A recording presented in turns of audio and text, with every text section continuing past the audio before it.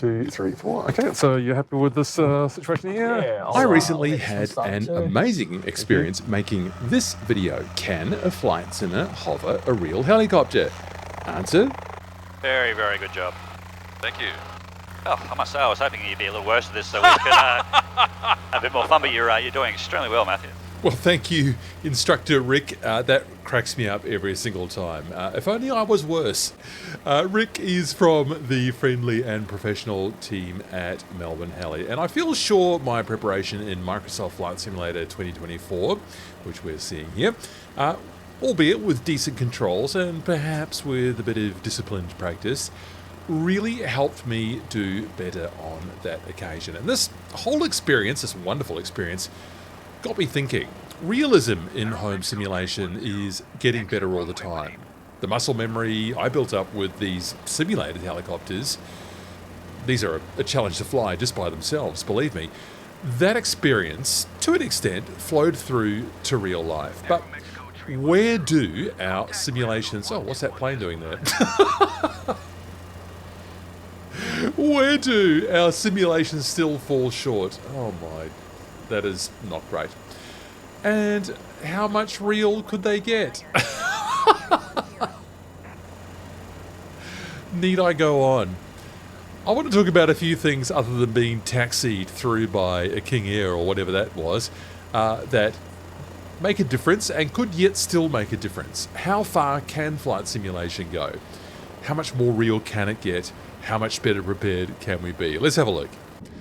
So this is the simulated version of Essendon Fields Airport, where I recorded that video with Instructor Rick, and here I am in the simulated Cabri to just try something that I want to recreate something that happened in real life. And I've set the weather a bit hotter because I'm going to get to that point as well soon. Now, here's what happened in real life. Let's get into a stable hover here, just looking at that windsock. This is a bit closer than what you'd want to get in real life. Okay, we're in a stable hover. So, Rick asked me to take control of the collective and the pedals. And so I did this. I pulled the collective, and here in the simulator the nose turns left. That's what we'd expect. The torque effect on the main rotor turns the nose further to the left when I add collective pitch. I'll just settle back down again. So I, in real life, pulled the collective like this, and then nothing really happened. Collective and the pedals, I've got them. So up we go, and no change there. Oh, maybe there's some. Look, I don't really know what that was. Either I didn't yet have to feel the pedals yet, or maybe there was a tiny gust of wind on this soft breezy day. Maybe it's just a little bit random with those little gusts of wind. And it just didn't behave in the very linear fashion that it does in the simulator. And that's kind of the point I want to get to. In the simulator, once you know what you're doing, especially if you've got a weather preset in, the controls are quite predictable. It takes a while still to learn them. I'm not saying it makes it any easier. I'm just going to turn that head tracking off. There we go. It doesn't make it any easier, but it does make it rather more linear, rather more predictable, and I suppose it simplifies learning in the fact that it takes other variables out of it. But in real life, and perhaps something that I would like to see come to our simulators, is just a little bit of that random variability that you just don't know exactly what to expect, that you need to be alert on the controls at all times. Now, speaking of the controls, here's the second thing I want to talk about. The feedback that we get back through the controls. Now, I'm not using a force feedback stick, and I do hope to be able to test one soon. My Orion 2 HOTAS is very accurate, high resolution stick, and I can get into a very stable hover here, looking at the windsock. And basically nothing now is moving. Look at the input viewer there, everything completely stable. Well, within within a hair's width, let's say. In real life, you are getting so much feedback through the machine. Nothing feels stable. Everything is moving around. The stick's moving in your... I'm faking it now. The stick's moving in your hand. It's shaking. There's random movements coming in through the machine, and you're not fighting against them, but you're maintaining a balance on all of the controls while you're getting all of this force feedback through your body, through the stick that you're holding on to, lightly, of course. And it's a lot more than what you get in our flight simulations.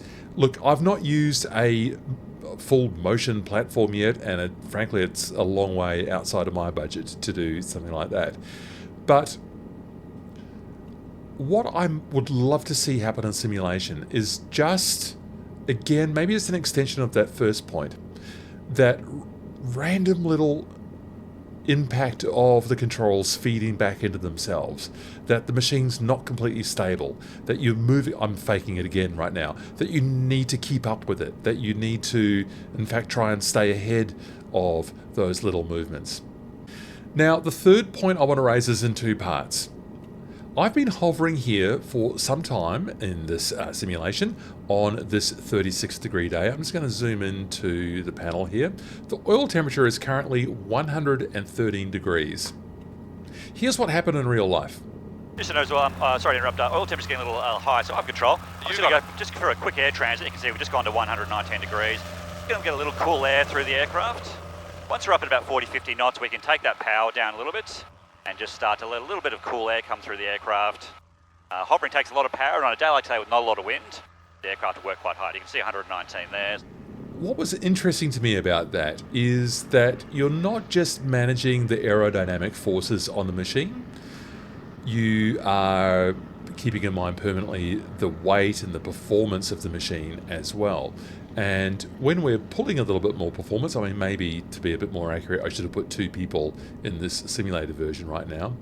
And well, we're up to 114 now, so it's slowly creeping up. But I do find it quite hard to get to a point where we're going to get any kind of temperature warning in this machine. And I've got to say, in this simulation right now, I've got 10 degrees outside air temperature higher than what we had that day in Melbourne. So you might be entitled to think at a point like this that I don't want to have all those extra variables. I just want to fly and have a nice stable flight and not be tripped up by problems inside my aircraft. And that is completely legitimate. But that real experience, that real life experience, there's a lot going on. You're challenged, you're moving, you're hot, you're a bit sweaty maybe. You're starting to get a temperature warning. You have to modify your plans. There's a lot of stuff going on in real life that is kind of smoothed out in the simulators. And as graphically beautiful as this simulation is, as I continue to maintain the spot very easily in the simulator, what's missing for me, having had that real life experience, is a certain degree of a feeling of it being hectic. That there's a lot going on, that you've got to keep up, that you've got to monitor all of these aspects, not just the power, not just the torque, not just the attitude of the aircraft, but everything that contributes to you being able to conduct a flight safely within the limits, within the simulator, because that's ultimately what you're going to have to do in real life. And then just adding to that, just when we were enjoying the hover and maybe I was starting to feel like I was getting a bit more confident with the controls, I edited this out of the hover video because it didn't contribute to that question of whether a flight sim could hover a real helicopter. But this happened. Now, just so you know, we've had a carbon monoxide warning come up. Yep. That makes sense to me because we had a little bit of a tailwind with the lightning variable as the startup was occurring. I'm just going to crack my door. If you're feeling lightheaded at all, let me know. I'm feeling fine. But the alarm makes sense to me, but we don't want to ignore it if it is something that a little more serious for me to be worried about. Got that, thank you. No, I'm feeling good so far. Thanks for spotting that for us. And so, to deal with that carbon monoxide warning, we opened the doors, let a bit of air through the cabin, and the situation soon resolved itself. But it was another aspect of that random real-life you don't know what's going to happen, that cropped up and we had to deal with it. And that resource management, that incident management, doesn't feel real yet for me in our simulator. As fabulous as Microsoft Flight Simulator 2024 is in so many ways, some of it feels maybe a bit clean, a bit linear, a bit sterile, and I'd love to see it become a bit looser, a bit more dangerous, a bit more we don't know quite what's going to happen, a bit less stable perhaps.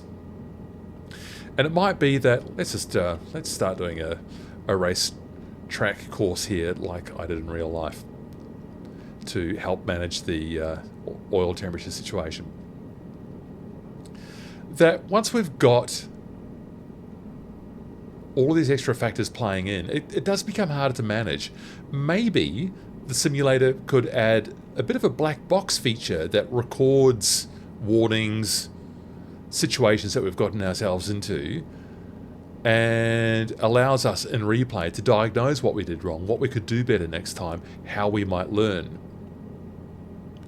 And then, of course, maybe we could make it easier for beginners and disable those advanced situation management procedures, engine management procedures, and just keep them under the protection of a click in the assistances. But I would love to see a simulator that challenges us to monitor the atmosphere inside the machine. Blackbird Milviz started this with the Cessna 310 that they launched. I remember that was the first aircraft I had where you had to monitor the cabin temperature, the cabin comfort. And again, people might argue, well, that's not really germane to my flying experience, but it is germane to the larger aviation management experience, I'd argue. And for those who are willing to engage with the aircraft in the deepest sense possible, I call on flight simulation developers to go there, to let us have that experience, to feel like things are happening on 20 different fronts all at the same time, because that's what aviation is like in real life. That's what pilots are trained to do, to manage that. So those are my thoughts on realism in flight simulation. How real can this get? It can get more real, frankly. What do you think? What do you want to see made more real in our flight simulators? I accept completely that things might be sufficiently challenging for you right now, but what would you like to be able to aspire to? What's that next level of difficulty that you'd like to take that slider up to challenge yourself to the next level and feel that you can accomplish that while also achieving smooth flight? I'd love to hear your comments. Love to hear your thoughts. I've had so much great feedback from that Can a Flight Simmer Hover a Real Helicopter video, and I really look forward to hearing what you might have to say about this one too. Here's hoping for an incredibly bright future in our flight simulators. I'm confident that it's on its way. I can't wait to see what it's going to be like. Catch you later. See ya.